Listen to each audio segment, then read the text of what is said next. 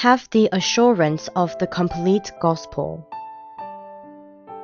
The secret to not suffering in any circumstances is to have the assurance of the complete gospel you possess, and advance while identifying its evidence. If God is for you, who have the assurance and persist in the gospel, who can be against you? God gave up his one and only Son for you. How will he not also graciously give you all things? Who will bring any charge against you, and how will Satan condemn you? It is God who justifies. However, if you cannot persist in the gospel, you will be afflicted in everything. As what Job had feared and dreaded came upon him, and how the devil entered Judas Iscariot, and prompted him to betray Jesus. You are bound to live an afflicted and suffering life, no matter how well you obey the law, because another law in your body is making you a prisoner of the law of sin.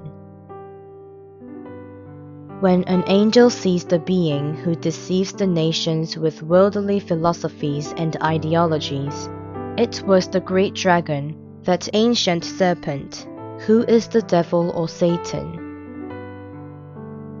If you do not acknowledge this being, you will live a self-centered life, and in the end, enter the eternal fire prepared for the devil and his angels.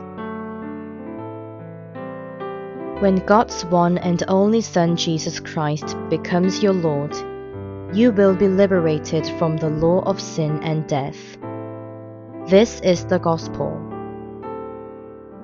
When Saul, who believed in God with great fervor and obeyed the law faultlessly, kneeled before Jesus Christ, he became the evangelist Paul and came to live a whole different life. Confess and proclaim, Lord, you are the Christ, the Son of the living God. Within this confession lies the power to not be shaken in any circumstances, the power to control all enemies, and the dynamic power which the gates of Hades cannot overcome. Cast out the ungratefulness, a stumbling block to Jesus, where you do not have in mind the things of God but the things of man.